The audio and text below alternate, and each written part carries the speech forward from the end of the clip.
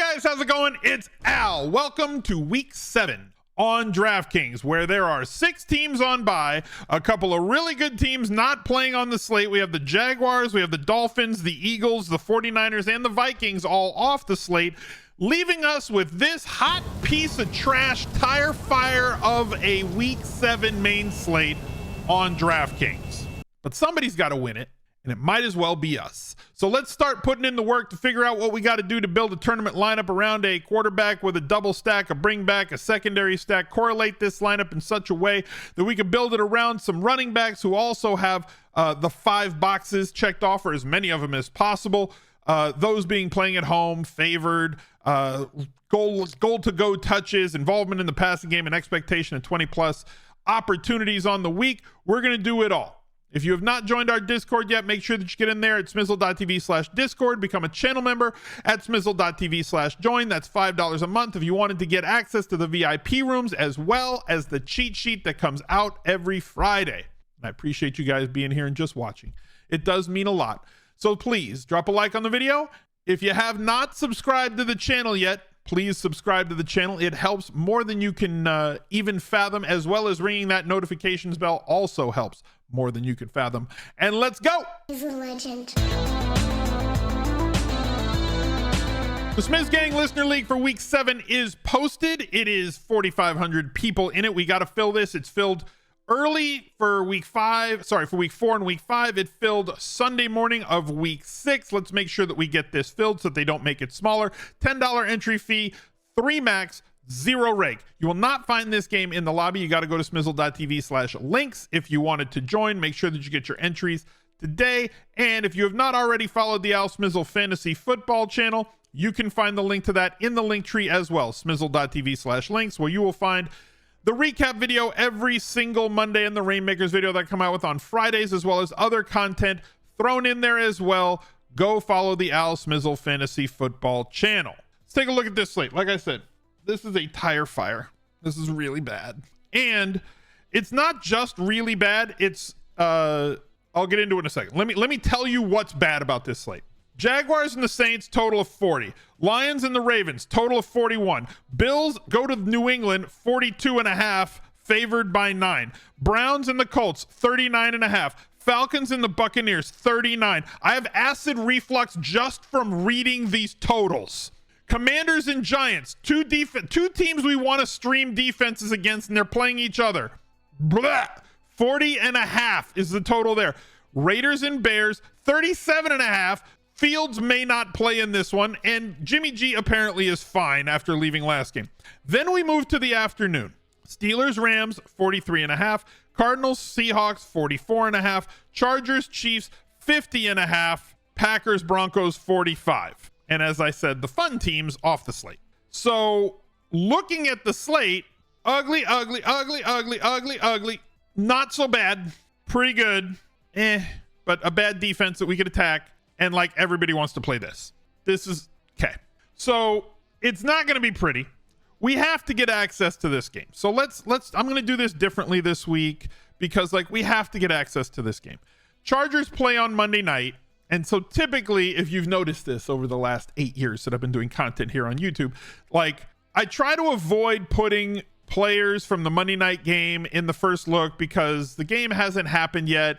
And if a player gets hurt, then people constantly will tell me in the replies for the whole week that, hey, that player got hurt. Yeah, I know, but that's out of my, I can't do anything when players get hurt after I produce a video. But like Mahomes against the Chargers in the highest total game in the slate, Herbert is 8K again. Like, all right.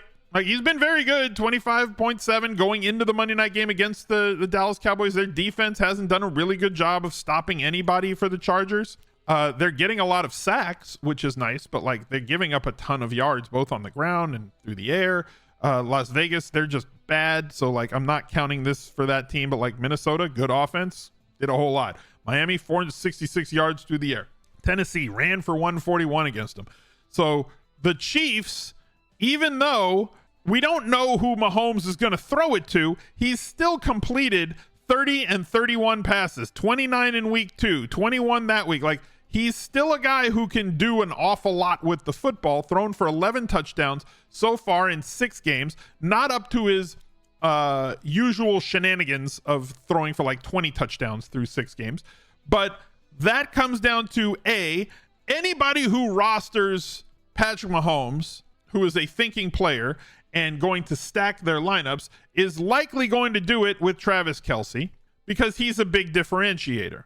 I'm not really sure that on a slate that is this short, unless some injury value opens up, that you could optimally do that through Patrick Mahomes, because you're not beating anybody with Patrick Mahomes because, you know, quarterbacks don't really win slates. And if you're going to stack him with Travis Kelce, you're not beating the other Mahomes stacks because they're all going to have Travis Kelce in them. And so then you then have to pick a random wide receiver, be it Watson's out, right? He has not been ruled out for week 7. He's no structural damage. Like, we want less toys. He has a dislocated elbow. Give him a rest. Okay. Let these other guys, we have the king of cardio, Marquez Valdez-Scantling. Dude is doing his best to stay in shape. You know, the workout shorts that you see all the time, people working on their Pelotons and all that stuff. That's this dude right here. Just throw a crown on him, DK, because he is the king of cardio, runs all over the place, never gets targeted. Sky Moore showing a little bit of progression, a little bit of advancement, but has only had 1 game this year where he's had double-digit fantasy points. Kadarius Toney, one of the worst headshots, has had 0 games where he's had double-digit fantasy points, though he's approached it a couple of times, which leaves us with Rashee Rice, who has not had over 13.3. Like, in his defense, he has looked the part.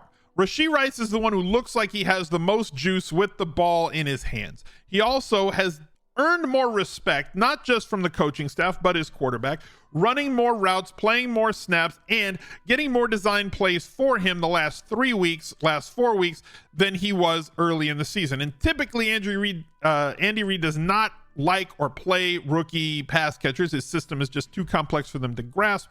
But this kid looks like he's really solid. I'm going to throw him into this lineup, and I'm not going to build a stack with this game. I'm not going to build a Herbert double, and I'm not going to build a Chiefs double. I am going to try and build a lineup that is going to have a couple of guys from this game. So looking at the other side, Austin Eckler comes back from injury. I think he's going to be back in full without any sort of ramp up. They had a bye week in week 5. He thought that he was ready to play in week 4. I think they held him out just to get him those extra 2 weeks and get through the bye week. I'm not expecting to have any ramp up. I think he's going to be fully deployed on Monday night, but that game has not happened yet, so I guess we'll see. But we will know by the time week 7 kicks off if he was used in full, played a full complement of snaps, touches, everything else. He is extremely solid, 8,600 if you wanted to go that route. Joshua Palmer, dealing with a groin injury that popped up on Saturday. We'll see how he plays on Monday night to see if he is out there in full. The value play that I think could take a massive leap forward if the groin that Palmer is dealing with, hopefully his own, is not fine, then Quentin Johnson at 3,800 becomes a very straightforward value play on this slate, but I'm not going to plug him into this lineup because as of now, he is basically the number 3 guy. So I'm going to go with Keenan Allen, who's been tremendous. Absolutely love what Keenan Allen has done. The perfect wide receiver on DraftKings. Same price as Austin Eckler. You can interchange one or the other. I'm going to go with Keenan Allen in this spot. But because they're the late game, let me throw him in the flex. Exactly the same price. If you want to swap for the other guy, that's just fine. Let's take a look where else we have. Let's start with the running backs. Okay? Should we start with the running? No, let's start with the quarterback. So we've talked about that one game. Josh Allen, 150 Josh Allen stacks all the time. Coming off of a 14 point day. He's already won a Millionaire Maker this year. We know that he puts up like 6 Millionaire Maker winning games per season the last 3-4 seasons. He's posted 2 of them so far, which I guess leaves us 4 to go. So 150 Josh Allen stacks every week, and you probably win the Millionaire Maker 4 times the rest of the year. But I'm a dummy, so I'm not going to do that. Let's look at the rest of the slate. Lamar Jackson, his wide receivers decided to catch the football this weekend. He still didn't have a really big day. He's had 2 really nice days, Cleveland and Indy, the game against Cleveland is the really surprising one. As good as they've looked defensively, they now get Detroit, who has an extremely scary defense as well. Their inability to run the football effectively is going to be negated a little bit by the fact that Detroit doesn't let you run the football. So it's going to be Lamar Jackson having to beat them with his arm and his own legs, running the football 13 times, 9 times, 16 times. Very difficult to stack him outside of Zay Flowers and Andrews. Detroit, very clear bringbacks if that's the route you want to go. Justin Fields, we have to wait for his injury. Dislocated thumb on his throwing hand. That's not great. Matthew Stafford, 6,500, and since the return of Cooper Kupp, there's like only 2 guys that he's targeting. They traded Van Jefferson. He's out. Higbee doesn't really command a ton of targets unless there are other toys that are out of the pram. And Tutu Atwell's done really well this season. And he's third, but essentially it's like Cooper Kupp, Puka Nacua, and then 3 empty tiers of wide receiver because there's nobody there, and then Tutu Atwell right now. So if you know where the ball is going to go, the problem was he only threw it 24 times last week against Arizona, and a very pricey double. Mentioned that Goff stack. Goff on the road. If you don't want to play him on the road, that's fine, but he posted a very solid day, 25.42 in a road game against Tampa Bay, who has been a very tough defense so far this year. He is playing beyond expectations, specifically on the road. The Lions are doing very, very well. Geno gets the good matchup against Arizona this week. I'm going to be interested to see, because every single week, Geno and his pass catchers are 5 under 5 candidates. Like Metcalf and Lockett, consistently under 10%, usually under 5%. This could be the lineup that the Sims love, right? Geno doubles by the end of the week. Once we get ownership projections, once we get slate projections, might end up being the sim loved quarterback on the week. Deshaun Watson probably out. Daniel Jones probably in. Playing up against Washington, this might be a get right spot for him, or like they just are terrible and have no idea what they're doing offensively when he's under center. I just have no idea. So we're gonna go and pay a little bit cheaper. And if there is some place that won a Millionaire Maker last week that is available to us, I told you this was going to be ugly, but Desmond Ridder at 5,200 allows us to spend in a couple of other places, like getting access to that Kansas City game. I do like that they're allowing him to throw the ball more. Desmond Ridder, in my opinion, is not good, but this is fantasy football, and I'm not a talent evaluator. So, like, I don't care if he throws interceptions.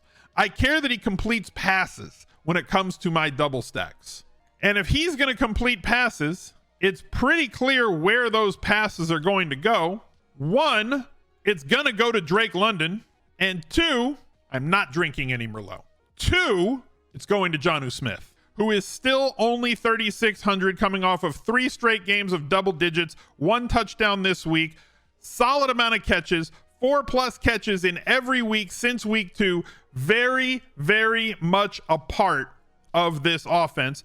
And is there somebody on the other side that we could possibly bring this back with? I feel like there are 3 potential options. 1, Rachaad White, who is getting enough usage in the passing game, but they are extremely wholly inefficient at running the football. Their offensive line not doing well enough to open up big enough holes for White, though he is a little bit spry, and only at 5,100 this week is a solid enough release valve if he breaks a long play, but not the route that I'm going to go in this lineup. We saw Palmer get open downfield and got targeted 7 times, though he was missed a lot early and often. Only 3,600 if you need that.